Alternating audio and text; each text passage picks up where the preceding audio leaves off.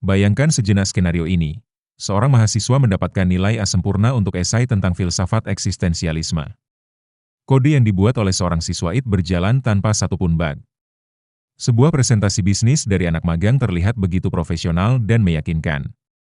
Semua dihasilkan dalam waktu yang luar biasa singkat. Namun, ada sebuah rahasia kecil di baliknya.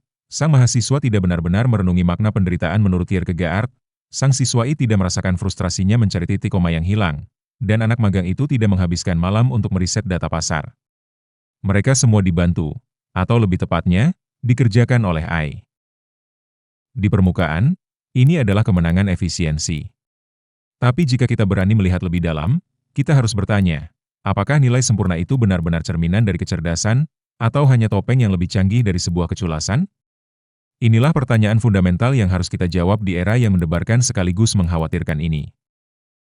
Mari kita bersikap adil, AI bukanlah iblis yang harus dimusuhi. Ia adalah alat bantu yang fenomenal. Ia bisa menjadi tutor pribadi yang sabar bagi siswa yang kesulitan memahami aljabar, menjadi asisten riset yang tak kenal lelah, dan mendemokratisasi akses informasi ke level yang belum pernah terjadi sebelumnya. Namun, disinilah letak jebakan psikologisnya. Kenyamanan yang ditawarkan AI begitu membuai, sehingga tanpa sadar kita mulai melakukan apa yang disebut psikolog sebagai cognitive offloading atau pemindahan beban kognitif. Kita tidak lagi sekadar memindahkan tugas mengingat nomor telepon ke ponsel. Kita memindahkan seluruh proses berpikir, analisis, dan bahkan kreasi itu sendiri. Setiap kali kita menyerahkan sebuah masalah kompleks kepada AI untuk diselesaikan sepenuhnya, otot-otot intelektual kita yang paling krusial, kemampuan menalar analitis, kreativitas dalam memecahkan masalah, dan resiliensi saat menghadapi jalan buntu, kehilangan sesi latihannya. Otak, seperti halnya otot, tumbuh lebih kuat melalui perlawanan dan tantangan. Proses belajar yang sejati terjadi dalam jeda kebingungan, dalam frustrasi saat mencoba menghubungkan dua ide, dan dalam kepuasan luar biasa saat kita akhirnya menemukan solusi. Dengan melompati semua proses sulit itu, kita tidak hanya menipu sistem pendidikan, kita sedang menipu potensi pertumbuhan diri kita sendiri. Inilah yang saya sebut sebagai era keculasan yang canggih. Ini bukan lagi tentang menyalin tempel paragraf secara mentah. Ini tentang seni meramu prompt untuk meniru gaya penulisan kita, kemampuan memerintah AI untuk menghindari detektor plagiarisme, dan pada akhirnya, menciptakan ilusi pemahaman. Bahaya terbesarnya adalah erosi epistemic humility, kesadaran akan batas pengetahuan kita. Ketika semua jawaban terasa instan dan mudah, kita kehilangan rasa hormat pada kompleksitas sebuah ilmu. Kita menjadi arogan dalam ketidaktahuan kita, merasa tahu segalanya padahal kita hanya tahu cara bertanya pada mesin yang lebih tahu.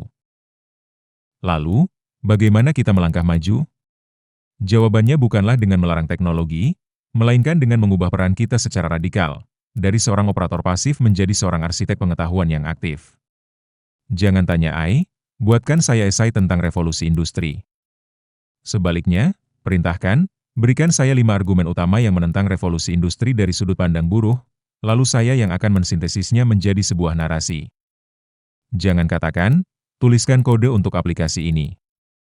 Tapi tanyakan, jelaskan logika di balik algoritma ini dan tunjukkan di mana potensi kesalahannya.